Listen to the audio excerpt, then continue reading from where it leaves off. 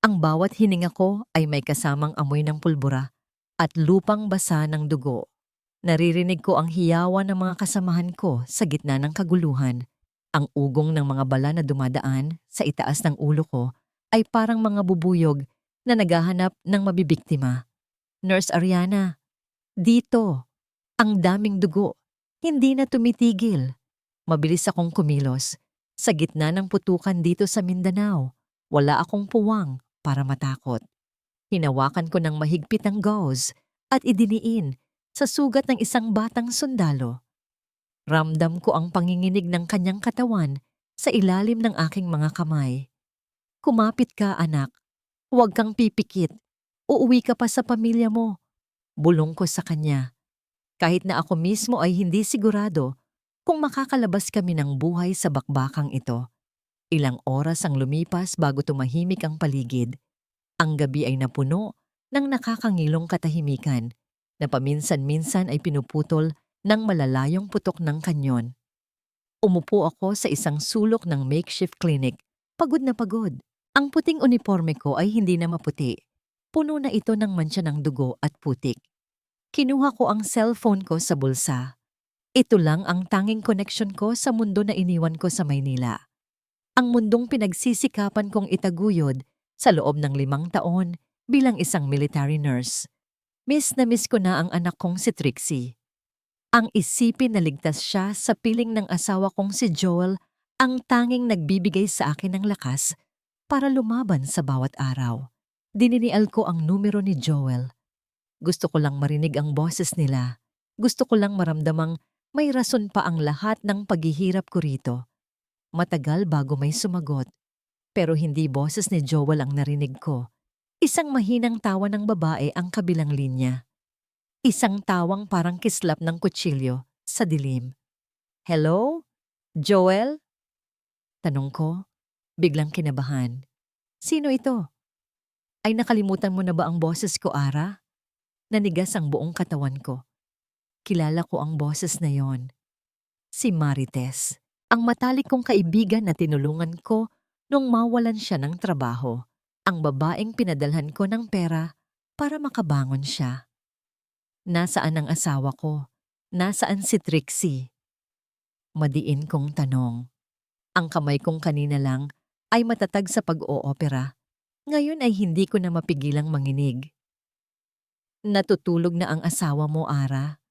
Pagod na pagod kasi siya sa pag-aasikaso sa akin. Sabi ni Marites na may halong pang-uuyam. At yung anak mo? Ayun, nakakulong sa kwarto. Maingay kasi nakakaistorbo sa amin. Eksakto sa pagkakataong yon, narinig ko ang isang mahinang iyak sa background. Isang iyak na puno ng takot. Mama, Mama, gusto ko na po kumain. Mama, ang sakit po ng braso ko. Boses yon ni Trixie. Tumahimik ka nga, bata ka. Nakakairita ka na. Rinig ko ang malakas na kalabog at ang mas matinding pag-iyak ng anak ko. Marites, huwag mong sasaktan ng anak ko. Nasaan si Joel? Ibigay mo sa akin si Joel. Sigaw ko, pero parang nawalan na ako ng boses. Wala rito ang Joel mo, Ara. Busy siya sa paggastos ng perang ipinadala mo kanina. Ang sarap pala ng buhay kapag may ATM kaming nasa malayo. No? Sige na, baka magising pa ang mahal ko. Huwag ka nang tatawag ulit. Naputol ang linya. Napatingin ako sa paligid ko. Ang mga sugatang sundalo, ang amoy ng kamatayan, ang panganib na sinusuong ko araw-araw para lang mabigyan sila ng magandang buhay. Lahat pala iyon ay ginagamit lang nila para saktan ang kaisa-isang hiyas ng buhay ko. Tumingin ako sa litrato ng pamilya namin na nakadikit sa likod ng ID ko.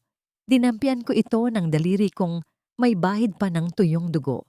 Hindi na luha ang lumalabas sa mga mata ko, kundi apoy ng galit na ngayon ko lang naramdaman sa buong buhay ko. Kung akala ni Joel at Marites ay isa akong biktima na iiyak na lang sa malayo, nagkakamali sila. Isang military nurse ako. Sanay akong humawak ng scalpel para magligtas ng buhay. Pero ngayon, alam ko na kung anong bahagi ng buhay ko ang dapat kong putulin at itapon sa basurahan. Tumayo ako at hinarap ang aking commanding officer. Sir, hinihiling ko po ang aking emergency leave. Ngayon din po. Bakit, Nurse Ariana? May problema ba? Tumingin ako sa kawalan, pero ang isip ko ay nasa Maynila na. May kailangan lang po akong tapusing giyera sa sarili kong tahanan. Sir, hindi ko inakalang ang pagbalik ko sa Maynila ay magmumukhang isang misyong lihim sa gitna ng gabi. Bit-bit ang isang maliit na bag at ang pusong parang dinudurog ng pinong bubog. Bumaba ako sa bus malapit sa aming subdivision. Hindi ako nakasuot ng uniforme. Naka-jacket ako, may suot na sombrero at face mask na halos tumatakip na sa buong mukha ko. Gusto kong maging multo.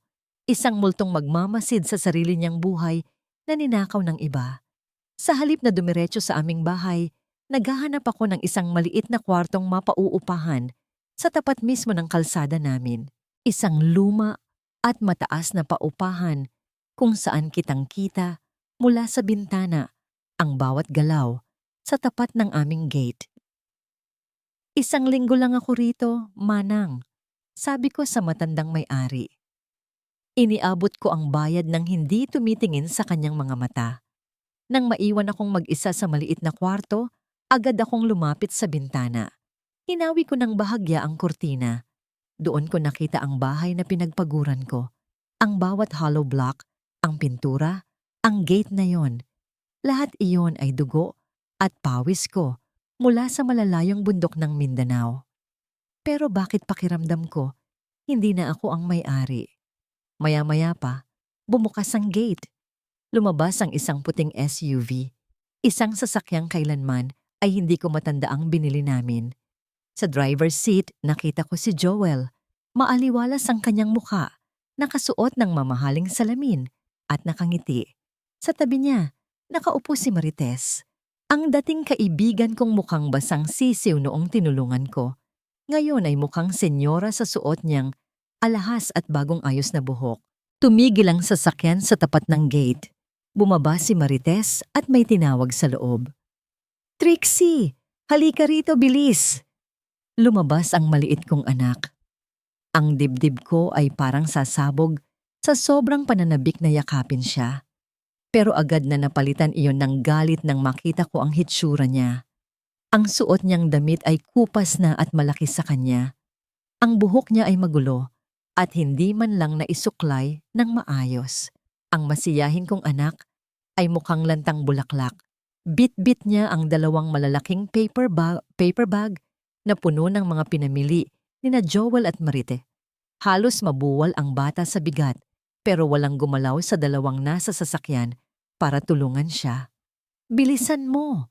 Napakabagal mo talagang kumilos. Bata ka. Huwag mong ibabagsak iyan. Mahalang laman yan. Sigaw ni Joel mula sa loob ng sasakyan. Ang asawa ko, ang lalaking nangako sa akin na aalagaan ang anak namin habang wala ako. Bakit parang hindi ko na siya kilala? Pinanood ko silang pumasok muli sa loob. Hindi ko na malayang nabaon ko na ang mga kuko ko sa hamba ng bintana. Gusto kong sumugod. Gusto kong kaladkarin si Marites palabas ng bahay ko. Pero pinigilan ko ang sarili ko. Hindi pa ito ang tamang oras. Ang isang sundalo ay hindi sumusugod ng walang plano. Lumipas ang ilang oras. Gabi na nang makita ko ang ilaw sa kusina. Mula sa aking pwesto, kitang-kita ko ang nangyayari sa loob dahil hindi nila itinira ang kurtina. Nakaupo sina Joel at Marites sa hapagkainan. May alak, may masasarap na pagkain. Nagtatawanan sila habang nagbibilangan ng isang makapal na bundle ng pera. Perang sigurado akong galing sa ipinadala ko para sa tuition ni Trixie at para sa aming ipon. Sa isang sulok, nakita ko si Trixie. Hawak niya ang isang basong gatas. Mukhang pagod na ang bata at pilit na idinidilat ang mga mata. Dahil sa antok, bahagyang gumiwang ang kamay ni Trixie. Ang baso ay nahulog at nabasag sa sahig. Tumapon ang gatas sa sapatos ni Marites. Tumayo agad si Marites. Ang mukha niya ay parang sa isang demonyo. Wisit ka talagang bata ka. Alam mo bang kasing presyo na ng isang buwan mong pagkain itong sapatos ko? Sorry po, tita. Hindi ko po sinasadya. Iyak ni Trixie. Hindi nakinig si Marites. Mabilis niyang hinawakan ang braso ni Trixie at binuhat ang kanyang kamay. Isang malakas na tunog ng sampal, ang tila umalingaw-ngaw hanggang dito sa kinalalagyan ko. Napaupo si Trixie sa sahig, hawak ang namumula niyang pisngi. At si Joel, ang ama ni Trixie, nakaupo lang siya roon, tinitingnan ang kanyang cellphone at parang walang naririnig. Joel, tulungan mo naman ako rito sa anak mo. Napakapeste sa buhay. Sigaw ni Marites. Hayaan mo na yan. Yang batang yan talaga ay parang ang nanay niya. Pabigat. Sagot ni Joel nang hindi man lang tumitingin sa anak niya. Naramdaman ko ang init ng luha sa aking pisngi. Pero hindi ito luhang galing sa lungkot. Galing ito sa naglalagablab na puot. Kinuha ko ang aking cellphone at sinimulang i-record ang lahat ng nakikita ko. Ang bawat sampal, ang bawat pag-insulto, ang bawat ebidensya ng kanilang kataksilan. Sige, magpakasaya kayo ngayon. Bulong ko sa dilim habang nakatingin sa kanila. Dahil sisiguraduhin kong ito na ang huling gabing matutulog kayo ng mahimbing sa bahay ko. Eksaktong pagkatapos kong sabihin iyon, nakita ko sa kamera ang isang bagay na mas lalong nagpabilis ng tibok ng puso ko. May kinuha si Joel na isang folder mula sa drawer. Inilabas niya ang isang papel na pamilyar sa akin. Ang titulo ng aming lupa at bahay. Inabot niya ang isang ballpen kay Marites at may itinuro sa ibaba ng papel. Dito mo pirmahan, Marites. Gaya ng napag-usapan natin, ibebenta natin ito bukas na bukas din. Hindi ako nakatulog ng gabing iyon. Ang bawat minutong lumilipas ay parang tila 1,000 karayom na tumutusok sa aking dibdib. Kinaumagahan, bago pa sumikat ang araw, nasa labas na ako ng bangko. Suot ko pa rin ang aking disguise, isang malaking salamin at scarf. Kailangan kong kumpirmahin ang lahat. Ma'am, sigurado po ba kayo? Tanong ng bank teller habang nakatingin sa akin ng may pagtatataka. Opo. Gusto kong makita ang transaction history ng joint account namin ni Joel Ilustre sa nakalipas na 2 taon. Sagot ko. Ang boses ko ay matigas. Pilit na itinatago ang panginginig. Ilang minuto ang lumipas. Nang iabot sa akin ng teller ang ilang pahina ng papel, pakiramdam ko ay nawalan ako ng hangin sa baga. Ang perang pinaghirapan ko sa ilalim ng init ng araw at banta ng mga bala. Ang perang dapat ay para sa kolehiyo ni Trixie at sa pagpapatayo ng sarili naming klinika. Halos wala na. Mula sa mahigit 5 milyong piso na naipon ko, 5,000 piso na lang ang natira. Binasa ko ang mga records. Halos linggo-linggo, may malalaking withdrawal, may mga bayad sa mga mamahaling hotel, sa mga jewelry shop, at ang pinakamasakit, isang sunod-sunod na transfer sa isang account sa pangalan ng J&M General Merchandising. J&MC, Joel and Marites. Bulong ko sa sarili ko. Napakapit ako sa gilid ng counter para hindi ako mabuwal. Hindi lang nila ako ninakawan. Ginamit nila ang dugo at pawis ko para itayo ang sarili nilang negosyo habang ang anak ko ay nagugutom at nasasaktan. Mabilis akong lumabas ng bangko at dumiretso sa opisina ng isang matandang kaibigan, si Attorney Jose, isang batikang abogado. Ara, ikaw ba yan? Gulat na tanong ni Attorney Jose nang makita ako. Sabi ni Joel, nasa isang misyon ka raw sa ibang bansa at hindi ka pwedeng maabala. Isang misyon sa impyerno, Attorney Jose. Sagot ko habang inilalapag ang mga dokumento sa lamesa niya. Gusto ko pong malaman, paano na ibebenta ni Joel ang bahay namin nang wala ang pirma ko? Kinuha ni Attorney Jose ang kanyang salamin at binasa ang mga kopya ng dokumento mula sa Land Registration Authority. Ilang sandali lang, bumuntong hininga siya ng malalim. May ipinakita siyang special power of attorney, Ara. Sinasabi rito na binibigyan mo siya ng buong karapatan na ibenta o isanla ang anumang ari-arian ninyo. Itinuro niya ang pirma sa ibaba. Ang pirma ko. Eksaktong-eksaktong sa pirma ko, pero alam ko ang totoo. Hindi ko kailanman pinirmahan ang papel na yon. Peke ito, Attorney Jose. Pineke nila ang pirma ko. Mariin kong sabi. Gagawa ako ng demanda. Gusto ko silang mabulok sa kulungan. Sandali lang, Ara. Pigil sa akin ni Attorney Jose. Kung idedemanda mo sila ngayon, baka makahanap sila ng paraan para itago ang pera o tumakas. At tandaan mo, hawak nila ang anak mo. Kailangan nating maging maingat. Huminga ako ng malalim. Tama siya. Ang galit ay hindi dapat manaig sa talino. Ano ang mairerekomenda ninyo? Kailangan natin ng matibay na ebidensya na ginamit ang pera sa maling paraan at ang aktwal na biktima rito ay ang bata. Kapag napatunayan nating may banta sa kaligtasan ni Trixie, mas mabilis nating makukuha ang custody at mapapakulong si Joel. Lumabas ako ng opisina ni Attorney Jose na may dalang plano. Pero bago ako bumalik sa aking pinagtataguan, binuksan ko ang Facebook gamit ang isang peking account. Hinanap ko ang pangalan ni Joel.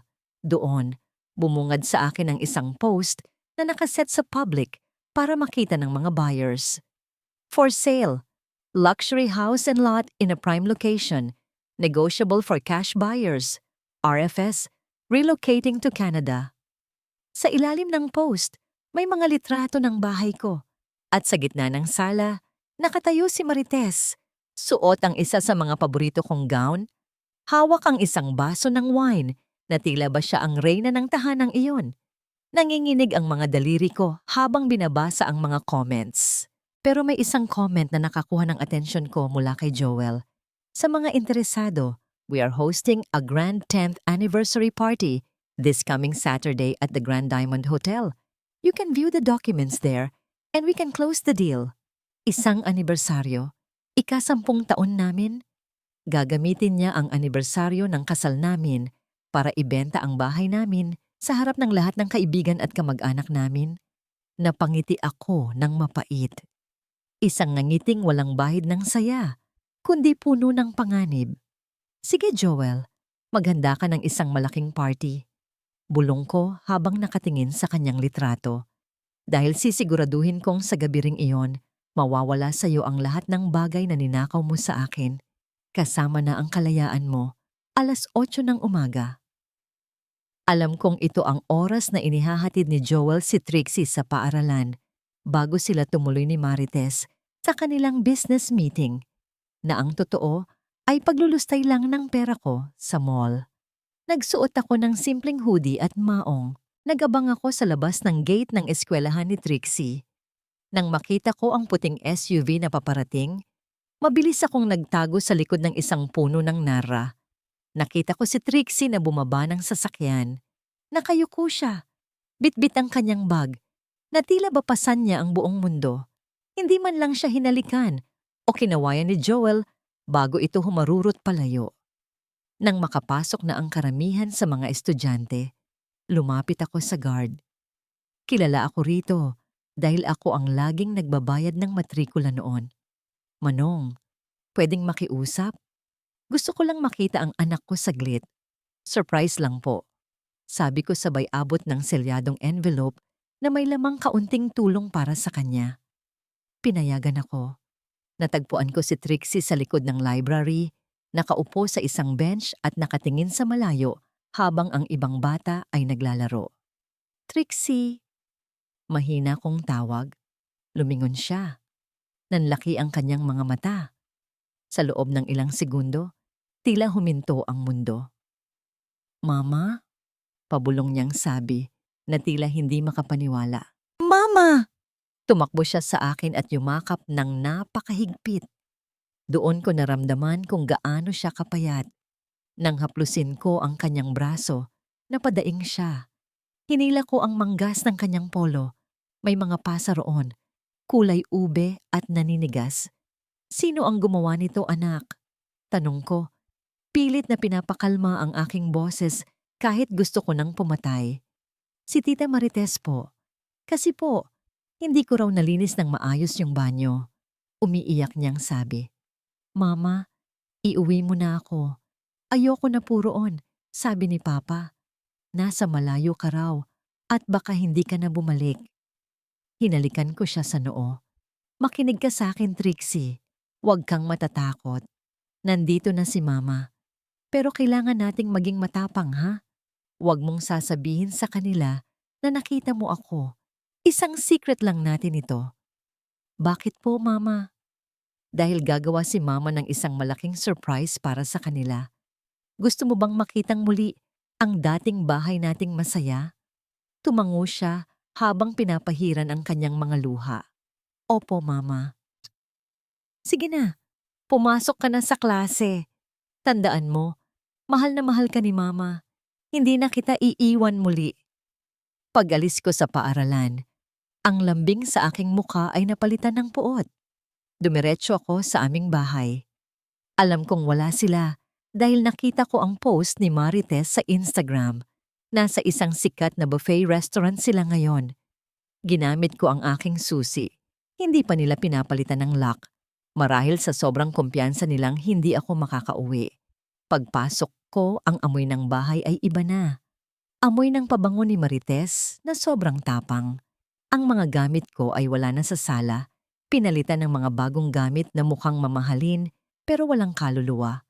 Mabilis akong kumilos. Inilabas ko ang mga spy camera na binili ko sa tulong ng isang kakilala sa military intelligence. Itinago ko ang isa sa loob ng isang digital clock sa sala. Ang isa ay sa kusina, nakatago sa likod ng isang decorative plant. At ang huli, sa loob ng master bedroom, sa itaas ng cabinet kung saan nakatago ang vault. Habang nagkakabit ako sa kwarto, nahagip ng mata ko ang isang bagay sa basurahan. Isang punit-punit na litrato. Pinulot ko ito. Litrato namin ni Joel nung araw ng aming kasal.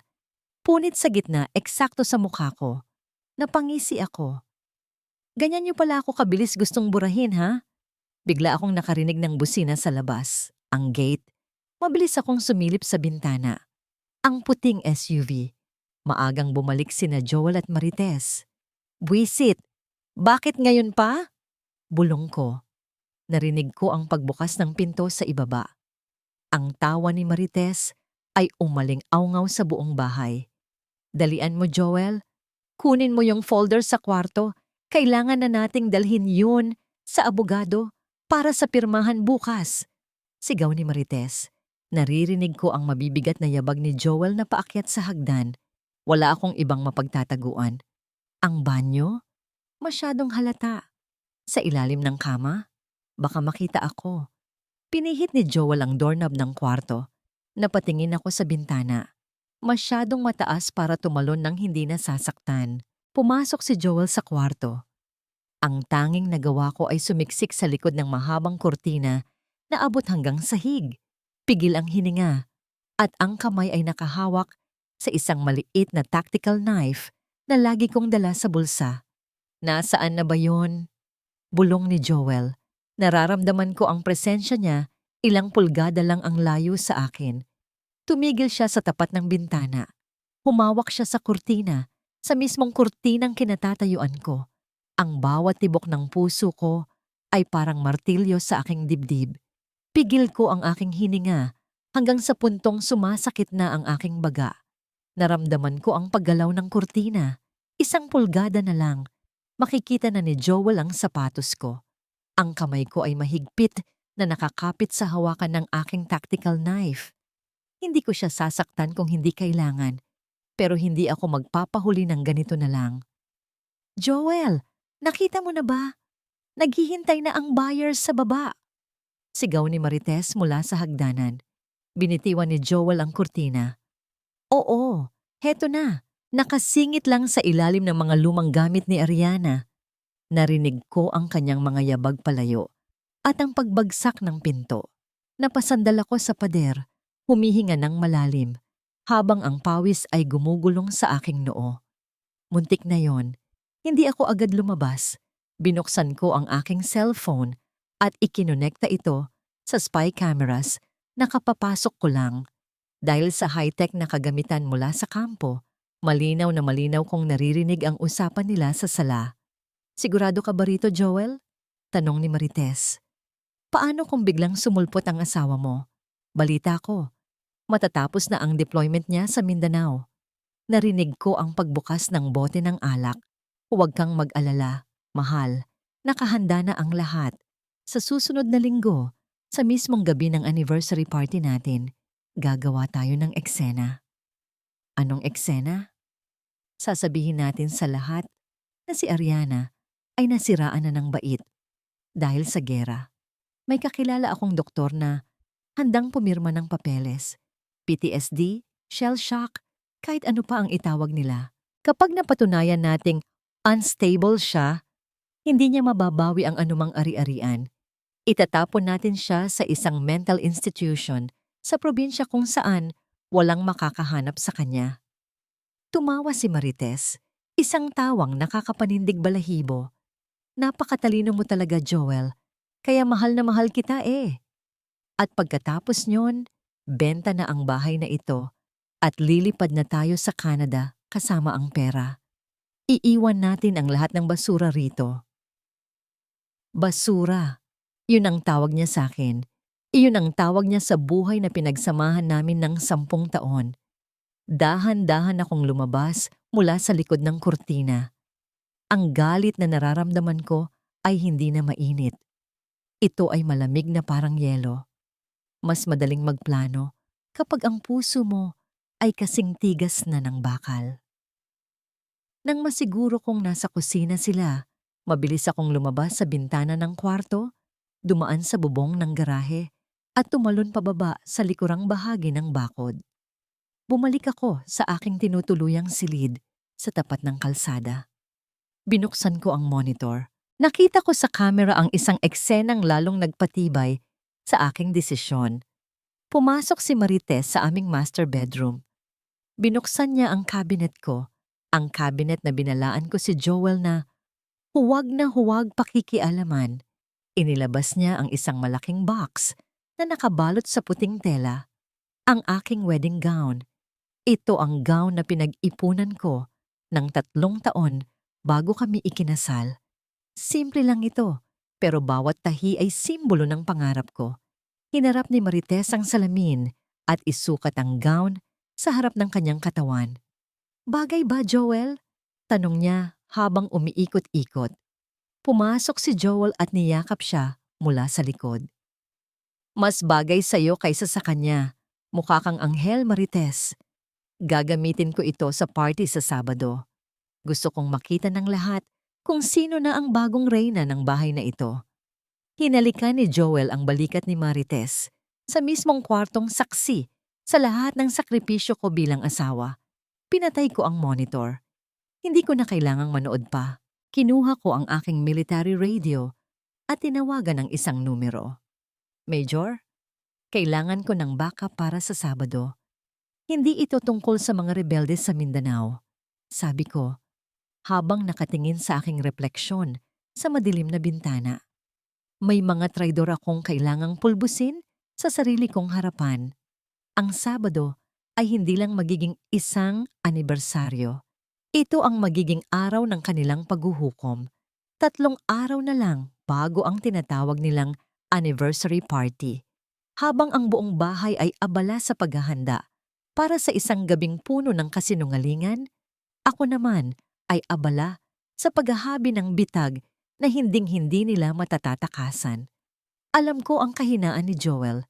Hindi lang siya taksil, kundi uhaw sa kapangyarihan at pera. Gusto niyang kilalanin siya bilang isang matagumpay na negosyante, kahit na ang totoo ay wala siyang ibang ginawa kundi ubusin ang ipon ko. Sa tulong ni Attorney Jose, gumawa ako ng isang pekeng pagkatao sa social media at email. Isabella Gatchalian, ang pangalang ginamit ko, isang mayamang balo at investor na naghahanap ng mga lokal na katuwang para sa isang multi-million na proyektong pang-agrikultura. Nagpadala ako ng mensahe sa business page ng J&M General Merchandising. Good day, Mr. Illustre. I've heard about your company's potential. I am interested in investing 10 million pesos for your expansion. I will be attending your party this Saturday to discuss the details and hopefully sign a memorandum of agreement. Mula sa aking monitor, nakita ko ang reaksyon ni Joel nang mabasa ang mensahe. Halos tumalon siya sa tuwa. Marites, Marites, halika rito. Sigaw niya. Sabi ko sa'yo, swerte tayo. Isang investor. 10 million pesos. Ngayong Sabado na siya pupunta. 10 million? Nanlaki ang mga mata ni Marites. Sa wakas, Joel, hindi na tayo kailangang magtiyaga sa maliit na kinikita ng bahay na ito. Makakaalis na talaga tayo papuntang Canada. Nagyakapan sila, nagtatawanan na parang mga nanalo sa loto. Hindi nila alam na ang 10 million na yon ay ang halaga ng kanilang magiging sentensya. Lumabas ako ng kwarto para makipagkita kay Inspector Reyes, isang matikas na pulis, nakakilala ni Major sa Mindanao. Nagkita kami sa isang maliit na kainan, malayo sa mga pamilyar na mukha. Nakahanda na ang warrant para sa child abuse, Nurse Ariana, sabi ni Inspector Reyes habang ipinapakita ang mga papeles. Dahil sa mga video na nakuha mo, hindi na kailangan ng mahabang investigasyon para makita ang pananakit sa bata. Ang kailangan na lang natin ay ang aktwal na presensya mo para ituro sila. Salamat, Inspector. Pero may isa pa, sabi ko. Inilatag ko ang mga dokumento ng bangko at ang peking SPI. Gusto ko silang makasuhan din ng falsification of public documents at estafa. Gusto kong mawala sa kanila ang lahat, gaya ng ginawa nila sa akin. Masusunod, ang mga tao ko ay magbabantay sa paligid ng hotel sa Sabado. Sa oras na magbigay ka ng senyas, papasok kami. Matapos ang pulong, dumiretso ako sa eskwelahan ni Trixie. Ito ang pinakaimportanteng bahagi ng plano ko, ang kaligtasan ng anak ko. Kinausap ko ang prinsipal at ipinaliwanag ang sitwasyon sa tulong ni Atty. Jose. Noong hapong yun, imbes na si Joel ang sumundo kay Trixie, ako ang nauna. Mama, yakap ni Trixie sa akin. Alis na po ba tayo? Opo, anak. Pero dadalhin muna kita sa isang ligtas na lugar. Kasama mo ang iyong lola at si Atty. Jose. Sabi ko, ang nanay ko ay kagagaling lang mula sa probinsya para tulungan ako. Huwag kang matatakot ha. Pagkatapos ng Sabado, wala nang mananakit sa'yo. Paano po si Papa? Tanong niya nang may halong lungkot. Hinawakan ko ang kanyang maliit na mukha. Ang iyong Papa ay kailangang harapin ang mga maling nagawa niya. Pero tandaan mo, kahit anong mangyari, hinding-hindi ka pababayaan ni Mama. Nang makita kong ligtas na nakaalis ang sasakyan ni na Atty. Jose kasama si Trixie, parang nabunutan ako ng tinik. Ngayon, wala na akong dapat ipag-alala. Wala nang pwedeng gamitin si Joel laban sa akin. Bumalik ako sa aking tinutuluyang kwarto. Sa harap ng salamin, tiningnan ko ang aking sarili. Ang pagod sa aking mga mata ay napalitan ng isang matalas na determinasyon. Inilabas ko ang aking military uniform. Nilinis ko ang mga medalya at inayos ang bawat tupi nito. Maraming tao ang nagsasabing ang paghihiganti ay hindi nakakabuti sa puso. Pero para sa isang inang ninakawan ng dangal at sinaktan ng anak, ang paghihiganti ay hindi lang galit. Ito ay hustisya. Kinuha ko ang invitation card na nakuha ko sa basurahan ni Joel. A Night of Love and Legacy, Joel and Ariana's 10th wedding anniversary. Pinunit ko ang pangalan ni Joel sa card. Ang gabi na ito ay hindi tungkol sa pag-ibig mo, Joel. Bulong ko sa hangin. Ito ang gabi ng pagtatapos mo. Ang Grand Diamond Hotel ay puno ng kislap at ingay ng tawanan. Mula sa itaas ng mezzanine, nakasandal ako sa madilim na sulok habang pinagmamasdan ang bawat taong pumapasok sa ballroom. Ang bawat dekorasyon, ang mga bulaklak na tulips na paborito ko, ang mamahaling alak. Lahat ng ito ay binayaran ng mga gabing hindi ko ipinikit ang aking mga mata sa Mindanao dahil sa takot na mamatay. Lahat ng ito ay galing sa barya-baryang ipinon ko para sa kinabukasan namin. Nakita ko si Joel sa gitna ng sulyap ng mga bisita. Nakasuot siya ng isang mamahaling tuxedo. Ang bawat ngiti niya ay tila isang insulto sa akin. Kasama niya ang mga dati naming kaibigan, mga kamag-anak na ang akala ay isa siyang matagumpay na negosyante.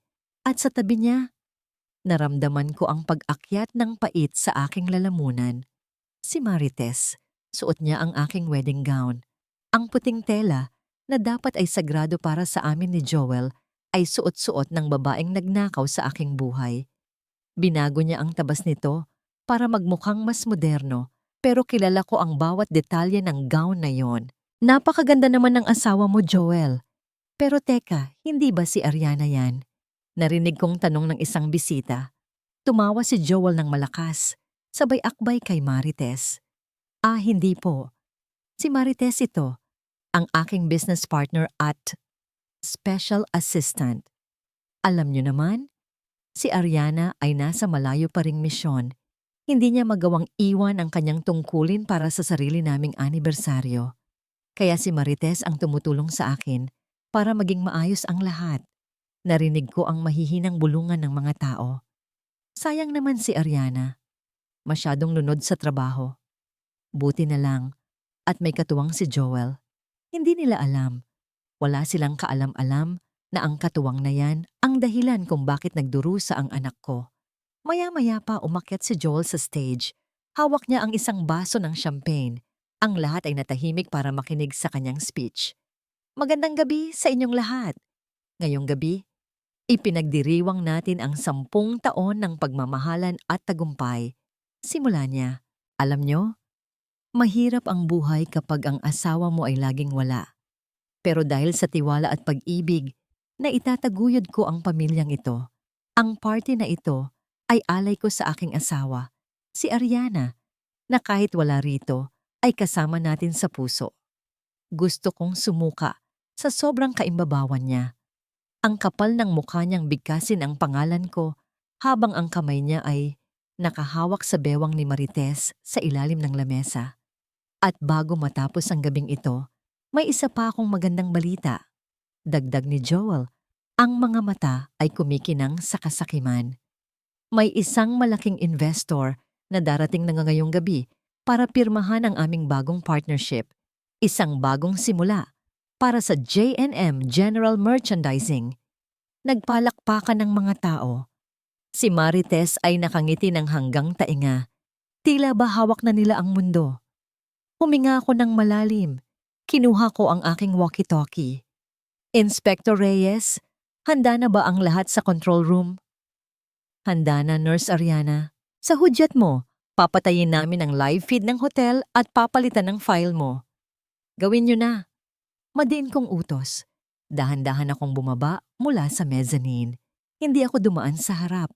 Dumaan ako sa gilid ng stage, nakatago sa likod ng malalaking speaker. Biglang namatay ang lahat ng ilaw sa ballroom. Nagkaroon ng gulo at bulungan. Anong nangyayari? Brownout ba? Huwag kayong mag-alala. Baka part lang ito ng surprise para sa investor. Sigaw ni Joel mula sa stage. Pilit na pinapakalma ang mga tao. Maya-maya, ang malaking projector screen sa likod ni Joel ay bumukas. Pero hindi ang mukha ng investor o ang logo ng kumpanya nila ang lumabas. Isang madilim na video ang bumungad. Isang video na kuha mula sa loob ng isang madilim na sala. Naririnig ang boses ng isang batang umiiyak. Papa, gutom na po ako. At pagkatapos, ang tunog ng isang malakas na sampal na umalingaw-ngaw sa buong ballroom. Ang buong ballroom ay naging kasing tahimik ng isang libingan. Ang tanging naririnig na tunog ay ang iyak ni Trixie mula sa video na nasa malaking screen. Tumahimik ka. Ang malas-malas mo talagang bata ka. Iyon ang boses ni Marites sa video. Kitang-kita sa screen kung paano niya itinulak ang bata palayo sa hapagkainan. Pagkatapos, ang video ay lumipat sa isang eksena kung saan nagtatawanan sina Joel at Marites habang binibilang ang makapal na bundle ng pera. Sa wakas, nakuha ko na rin ang pirma ni Ariana. Sabi ni Joel sa video, Hawak ang isang pluma. Madali lang palang gayahin ang sulat kamay niya. Ngayong hawak ko na ang SPA, akin na ang bahay na ito. Akin na ang lahat. Narinig ko ang mahihingap na paghinga ng mga bisita. Ang mga bulong-bulungan ay mabilis na kumalat na parang apoy sa tuyong damo. Diyos ko, si Trixie ba yan? Si Joel. Pineke niya ang pirma ni Ariana. Napakawalang hiya. Nakita ko si Joel sa stage. Ang kanyang mukha na kanina lang ay puno ng yabang.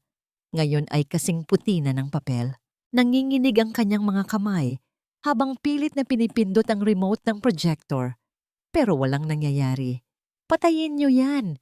Sino ang may gawa nito? Security! Patayin niyo ang screen! Sigaw ni Joel. Ang boses niya ay nanginginig sa takot. Si Marites naman ay napasandal sa pader, pilit na tinatakpan ng kanyang mukha.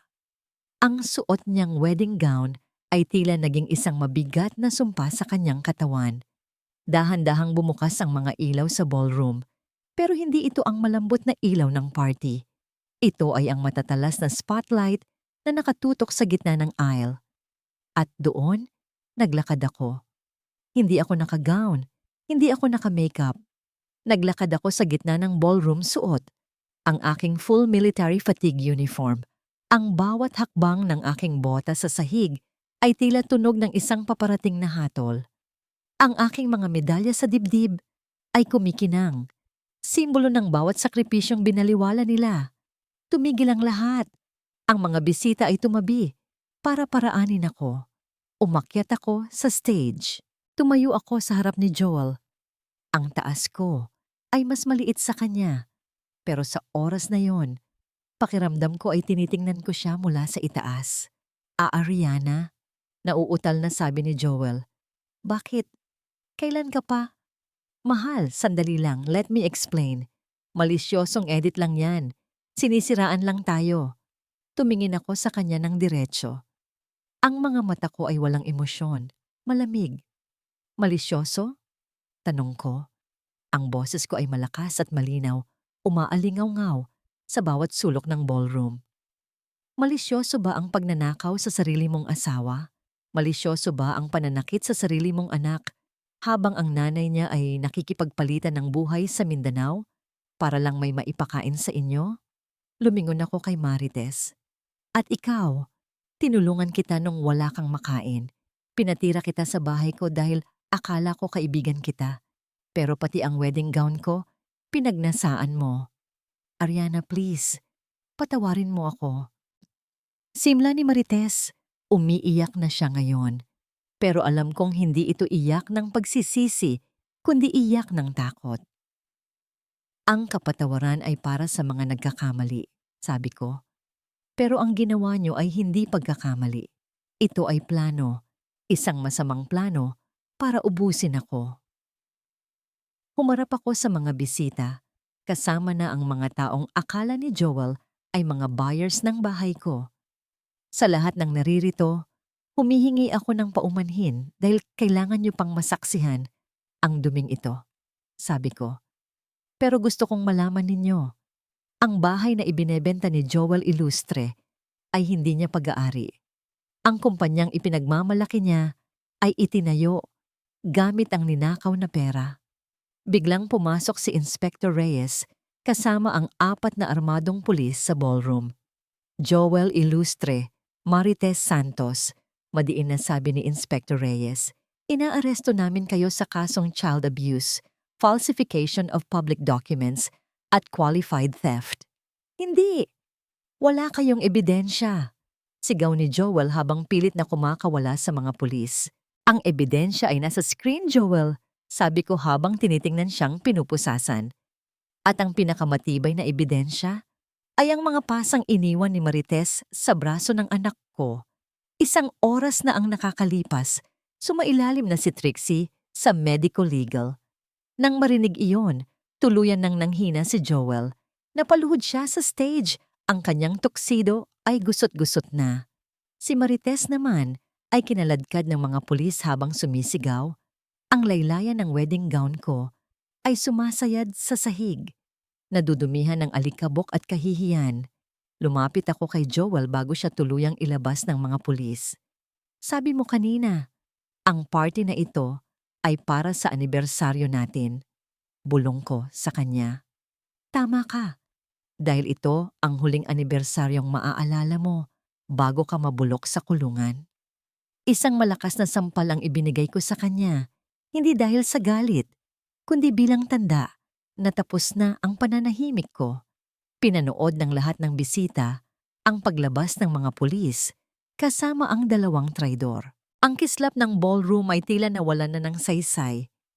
Naiwan akong mag-isa sa gitna ng stage. Huminga ako ng malalim. Sa unang pagkakataon sa loob ng 5 taon, naramdaman ko ang tunay na hangin. Ang hangin ng kalayaan. Ang liwanag ng umaga na pumapasok sa bintana ng aming bahay ay tila mas maliwanag kaysa dati. Wala na ang amoy ng matapang na pabango ni Marites. Wala na ang mabigat na presensya ni Joel na tila laging nakabantay sa bawat galaw ko. Ang bahay ay tahimik, pero sa pagkakataong ito, hindi ito ang nakakabinging katahimikan ng Mindanao. Ito ang katahimikan ng kapayapaan. Nakaharap ako sa isang malaking tumpok ng mga gamit sa gitna ng sala. Mga mamahaling sapatos ni Joel, ang mga pekeng alahas ni Marites, at ang mga damit nilang binili gamit ang perang ninakaw sa akin. Isa-isa ko itong inilalagay sa malalaking itim na garbage bag. Nang mahawakan ko ang wedding gown na isinuot ni Marites sa party, huminto ako. May mga mantsa na ito ng wine at putik sa laylayan. Marumi na. Wala na ang dating ganda nito sa aking mga mata. Hindi ko na ito iingatan pa. Inilagay ko rin ito sa loob ng basurahan. Ang mga alaala ng kasal na yon ay dapat nang itapon kasama ng mga taong sumira nito. Mama? Lumingon ako. Nakatayo si Trixie sa pintuan ng kanyang kwarto. Yakap ang kanyang paboritong luma na teddy bear. Ang tanging laruang hindi nila naitapon. Bakit po anak? Lumapit ako at lumuhod sa harap niya. Wala na po ba sila rito? Mahina niyang tanong. Ang mga mata ay naghahanap ng kasiguraduhan. Wala na, Trixie. Hinding-hindi na sila makakabalik dito. At hinding-hindi na nila tayo masasaktan muli. Sabi ko, habang hinahaplos ang kanyang buhok. Nakita ko ang dahan-dahang pagkurap ng kanyang mga mata at ang maliit na ngiting sumilay sa kanyang labi. Iyon ang pinakamagandang tanawin na nakita ko sa buong buhay ko. Mas maganda pa sa anumang medalya ng karangalan. Maya-maya, tumunog ang doorbell. Pagbukas ko ng pinto, bumungad si Attorney Jose. May dala siyang folder na puno ng mga dokumento. Magandang balita, Ara. Bungad niya sa akin. Dahil sa mabilis na aksyon ni Inspector Reyes, na-freeze na ang lahat ng accounts ni Joel. Nabawi na rin natin ang titulo ng bahay. Bukas na bukas din, formal nang ibabalik sa iyo ang lahat ng ari-arian. Salamat, Attorney Jose. Hindi ko alam kung paano kita pasasalamatan. Wala yun, Ara. Karapatan mo ito. At tungkol sa custody, wala nang naging problema. Ang korte ay pumanig sa iyo matapos makita ang mga ebidensya ng pananakit sa bata. Huminga ako ng malalim. Ang bigat na dinala ko sa loob ng maraming buwan ay tila tuluyan ng natunaw. Pagkaalis ni Attorney Jose, napansin ko ang isang itim na sasakyan na huminto sa harap ng aming gate. Isang lalaki ang bumaba. Matikas ang tindig niya, naka-uniforme rin ng militar pero hindi gaanong formal. Siya si Leo, ang aking senior medic noong nasa Mindanao pa ako. Siya ang taong laging nagpapadala ng supply sa akin at laging nagtatanong kung kamusta na ang pamilya ko. Ariana, tawag niya habang naglalakad palapit. Leo, anong ginagawa mo rito? Akala ko nasa Zamboanga ka pa. Gulat kong tanong. Nabalitaan ko ang nangyari. Hindi ako pwedeng manatili lang doon habang alam kong dumadaan ka sa ganitong giyera rito sa Maynila. Sabi niya, ang kanyang mga mata ay pununo ng tapat na pag-aalala. Tumingin siya sa mga bag ng basura sa labas ng pinto. Mukhang tapos na ang clearing operations, ah? Napangiti ako ng bahagya. Oo, Leo. tapos na ang laban. Alam kong marami ka pang kailangang ayusin, Ara. Pero gusto ko lang malaman mo, hindi mo kailangang gawin ang lahat ng mag-isa. Nandito ako. Nandito kami ng mga kasamahan natin. Inabutan niya ako ng isang maliit na basket ng prutas at mga libro para kay Trixie. Hindi ito mamahalin, pero ramdam ko ang katapatan sa likod nito. Isang bagay na kailanman ay hindi ko naramdaman kay Joel. Salamat, Leo. Malaking bagay ito. Sige, aalis na rin ako. May mga kailangan pa akong ayusin sa kampo. Pero tatawag ako, ha? Huwag kang mag-atubiling humingi ng tulong. Pinanood ko ang pag-alis ni Leo. May kurot sa aking puso, pero hindi ito kurot ng sakit. Ito ay kurot ng pag-asa. Bumalik ako sa loob ng bahay at tiningnan ang blangkong pader sa aming sala kung saan dati nakasabit ang aming family portrait. Ngayon, blangko na ito. Pero para sa akin, isa itong pagkakataon para magpinta ng bagong larawan. Isang larawan kung saan ako ay hindi na biktima. Isang larawan kung saan ako ay isang matapang na ina, isang tapat na sundalo, at isang babaeng may sapat na lakas para bumangon mula sa sarili niyang mga abo. Niyakap ko si Trixie at hinarap ang bukas. Alam kong hindi magiging madali ang paggaling, pero sa unang pagkakataon, handa na akong magsimula muli.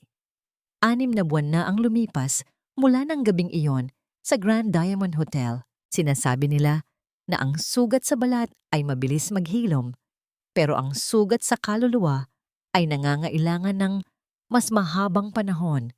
Pero habang tinitingnan ko ang puting signboard na nakasabit sa tapat ng isang maliit pero modernong gusali sa aming probinsya, alam kong nasa tamang daan na ako.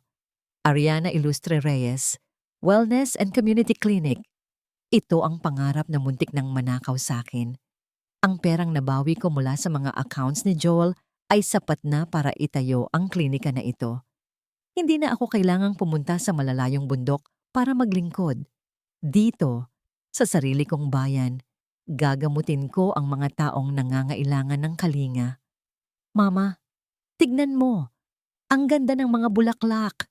Sigaw ni Trixie. Tumatakbo siya sa maliit na garden sa harap ng klinika. Ang kanyang pisngi ay mapula na at ang kanyang mga mata ay nagniningning muli sa saya. Wala na ang mga pasa. Wala na ang takot sa bawat galaw niya. Suot niya ang isang kulay rosas na dress at ang kanyang buhok ay maayos na nakatali. Isang bagay na ako na mismo ang gumagawa para sa kanya bawat umaga. Opo, anak. Paborito yan ng lola mo. Sagot ko habang inaayos ang aking puting coat. Hindi na ito ang uniforme ng isang sundalo. Ito ang uniforme ng isang manggagamot. Isang itim na sasakyan ang huminto sa tapat. Bumaba si Leo, bitbit ang isang malaking bouquet ng mga sunflowers. Ngumiti siya sa akin. Isang ngangiting naging sandigan ko sa nakalipas na mga buwan. Congratulations, Doc Ara. Sabi niya habang iniabot ang mga bulaklak. Sabi ko sa'yo, kayang-kaya mo ito. Salamat, Leo. Kung hindi dahil sa suporta mo at ng mga kasamahan natin, baka hanggang ngayon ay nakakulong pa rin ako sa sakit ng nakaraan. Tapat kong sabi, nandito ako dahil gusto ko, Ara. At dahil alam kong karapat-dapat ka sa lahat ng tagumpay na ito. Nagkatinginan kami ng matagal. Walang kailangang sabihin.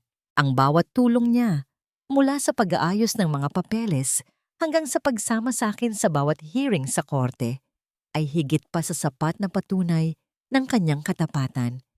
Hindi ko alam kung ano ang dala ng hinaharap para sa aming dalawa.